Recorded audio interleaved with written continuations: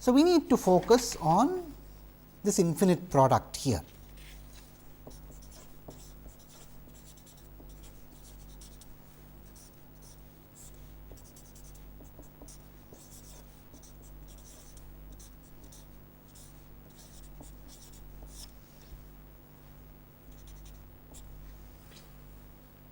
Phi cap 0 is just a constant.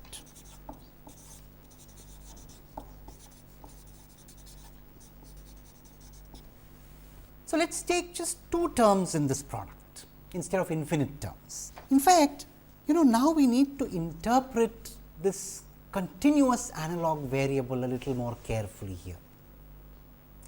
When we bring in the idea of a continuous analog frequency variable here, then we need to remember that we are taking the Fourier transform of a continuous function.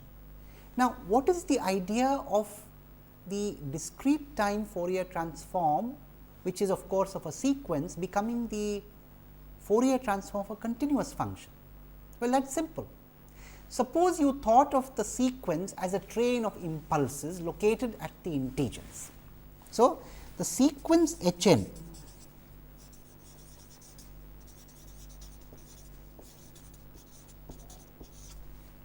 can be thought of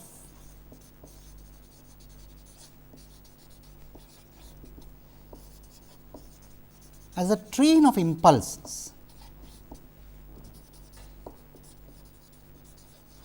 at the integer locations.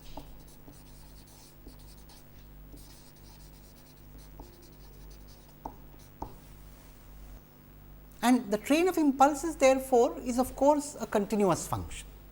So, you can take its Fourier transform and use the continuous or analog frequency variable. Now, one must interpret capital H of capital omega in that sense. So, capital H of capital omega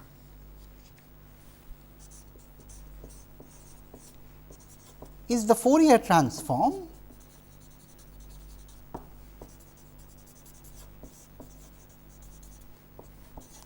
of this analog function or continuous variable function. Maybe I should say continuous time function to be precise. And now, what is half h omega by 2 then? For that purpose, let us assume that we have a function h of t whose Fourier transform is capital H of omega.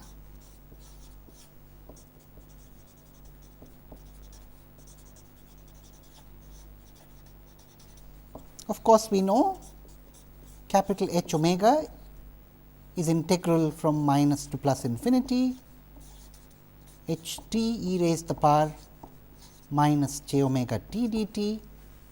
And if we happen to consider alpha times h omega by alpha with positive alpha. So, what I am saying is consider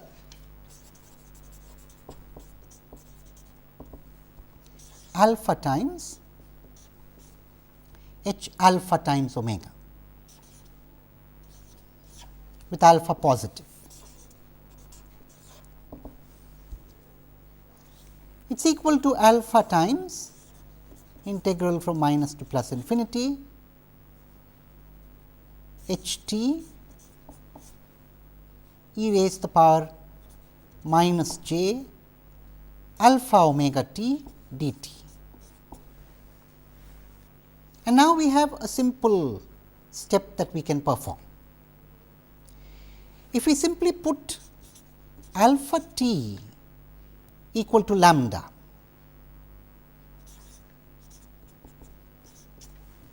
then we would get, you see, alpha t equal to lambda, alpha is strictly positive. So, when t runs overall from minus to plus infinity, lambda also runs from minus to plus infinity. So, therefore, we would have this is equal to alpha times integral minus to plus infinity h lambda by alpha, making the substitution e raised to the power minus j omega lambda. Now, dt is d lambda by alpha. And now, if we just cancel the alpha here and the alpha here, we get integral from minus to plus infinity h lambda by alpha e raised to the power minus j omega lambda d lambda, which is essentially the Fourier transform of h of lambda by alpha as the argument. So, we have divided the argument by the positive number alpha. So, what we are saying in effect is, if h t has the Fourier transform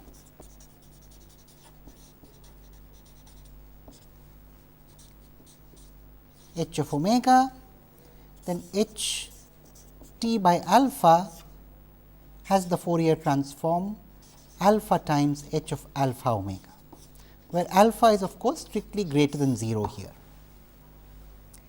Now, of course, one can generalize this for alpha real and negative. All that one needs to do is to take a modulus outside and no modulus inside, but I leave that as an exercise for you. We do not immediately require it, one can easily generalize. But coming back to the point then, what h omega essentially means, what h omega by 2 essentially means then, with a factor of half outside, is a dilated version of this train of impulses. So, we have this train of impulses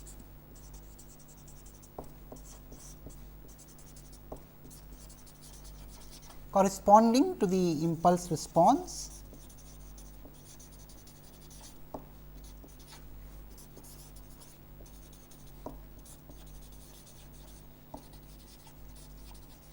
h of n, which we have called h of the continuous variable t. Its continuous time Fourier transform or analog Fourier transform, so to speak,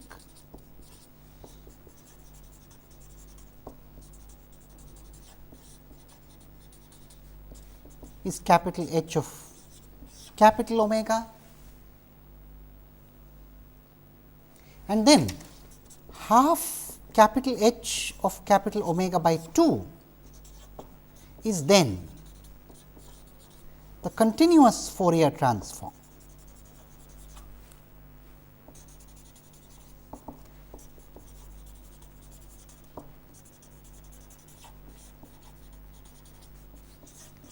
of h of 2 t. That is easy to see, because you have chosen alpha equal to half there.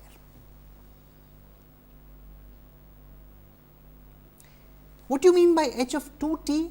H of 2 t means you have squeezed h t by a factor of 2 on the time axis, on the independent variable. So, you have brought the impulses closer.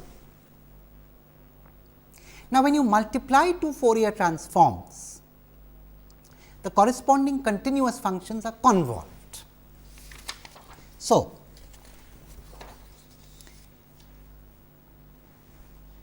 essentially you may think of h of t here, so to speak, for the Haar case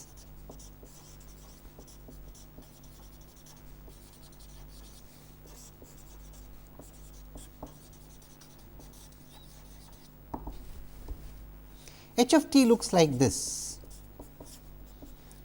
There is an impulse at 0 and an impulse, a continuous impulse, remember, at 1.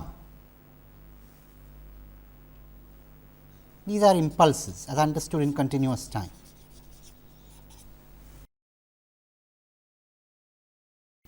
And h of 2 t will look like this. You know, if I really wish to be finicky, I should be putting down the strengths of the impulses carefully too, but let us not get that finicky. So, this is what h of 2 t will look like. There are impulses at 0 and half. H of 4 t, for example, will look like this now. This one squeezed again by a factor of 2. There will be an impulse at 0 and an impulse at 1 by 4, and so on and so forth. Of course, the rest of it is 0, just 2 impulses. So, what do we have now? We have a product. Let us take just 2 terms in that product. So, if we take just the first 2 terms, half capital H capital omega by 2 times half capital H capital omega by 4.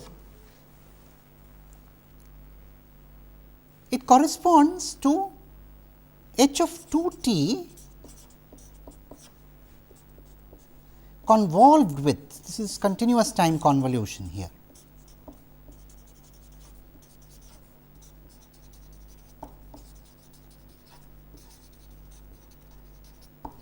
convolved with h of 4 t.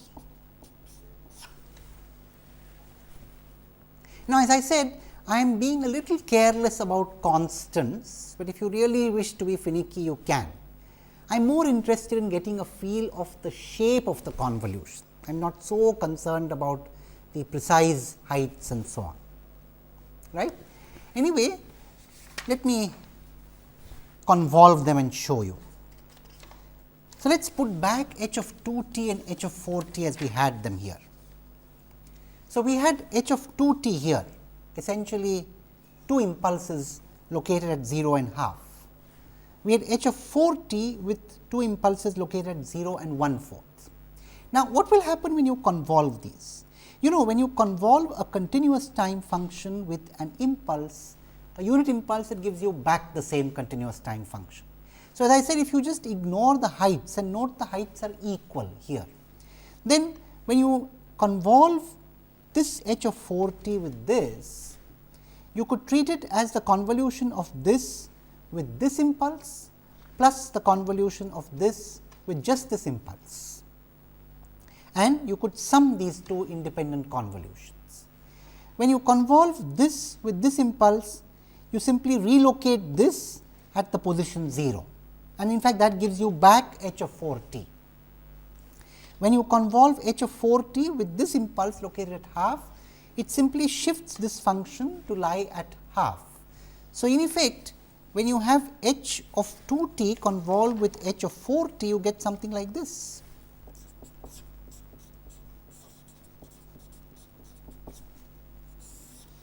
You get an impulse located at 0, 1 at 1/4, 1 at half, at 1 at half plus 1/4, which is 3/4.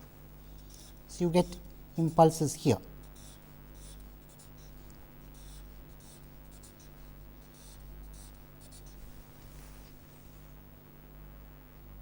Now, convolve this again to take the next term with h of 8 t, as that infinite product asks you to do. So, if you take 3 terms, then you would be now convolving this with h of 8 t.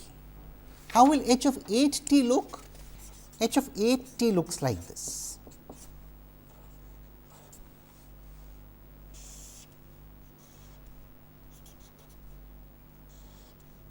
They come even closer together, 0 and 1/8. I am convolving h 2 t convolved with h 4 t and then the whole convolved with h 8 t. What will you have? Essentially, this has to be located here, here, here and here, and all these relocated h of 8 t's should be added together. Now, when you locate h of 8 t here, you will get an impulse at 0 and 1/8 here in the middle. When you relocate h of 8 t here, you will get an impulse here and at 1/4 plus 1/8, that is 2/8 plus 1/8, 3/8. So, let me straight away now draw. This convolution results in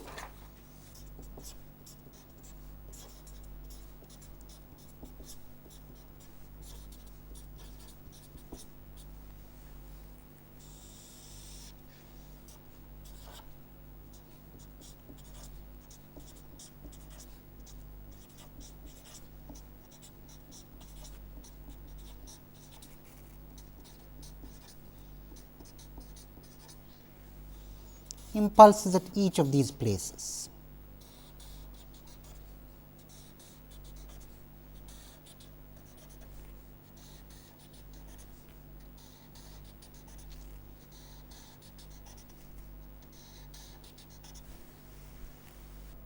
Now, we seem to be getting where we want to.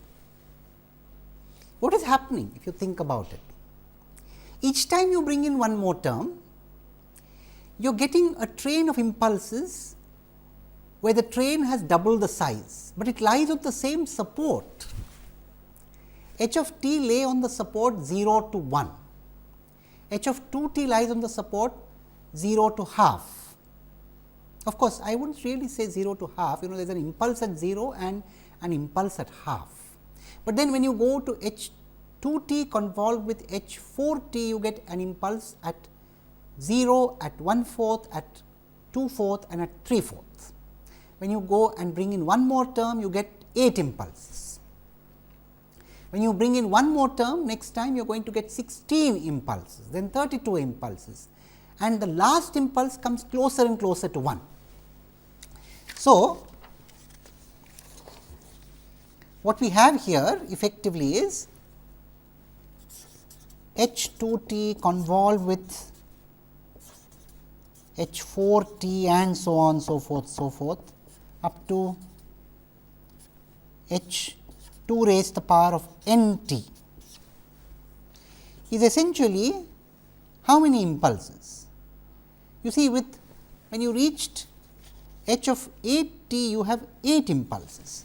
So, when you reach h 2 raised to the power of n t, you have 2 raised to the power n impulses located at k divided by 2 raised to the power of n, k going from 0 to 2 raised to the power n minus 1.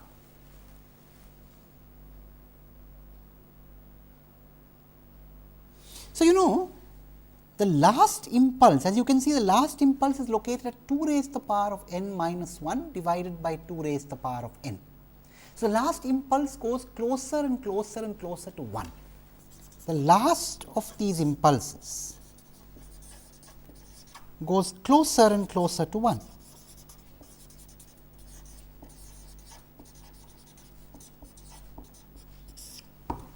So, when you have impulses located closer and closer and closer together, you are ultimately coming to a continuous function.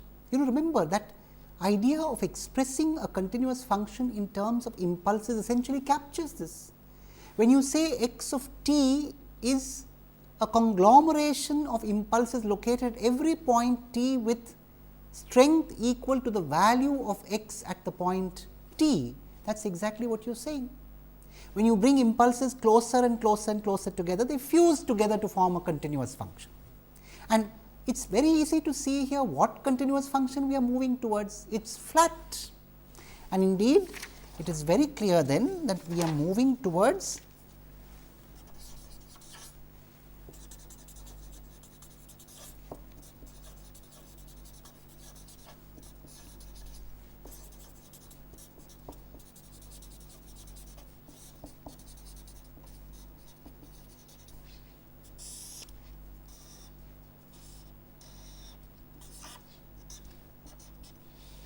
which is essentially phi t. Lo and behold, a very beautiful relationship that we have. We start from the Haar low pass filter. We have repeatedly convolved a train of impulses.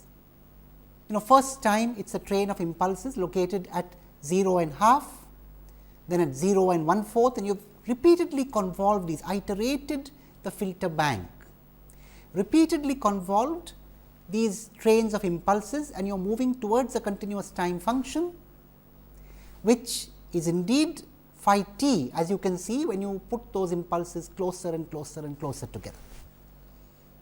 So, now we see the connection between iterating the filter bank and producing phi. We now need to complete a little detail. How do we get psi? but that is very easy. We have already got phi and we know the dilation equation for psi. So, we have phi now.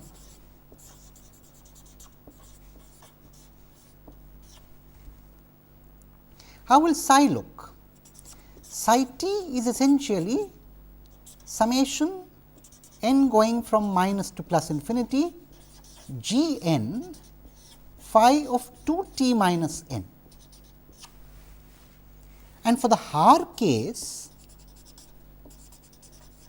we know what g n is. G n is essentially 1 and minus 1. So, we can write down psi t in terms of phi t and construct from there. Phi 2 t minus phi 2 t minus 1.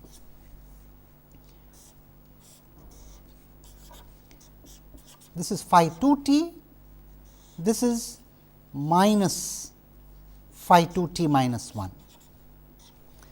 And when we put these two together, we get psi t.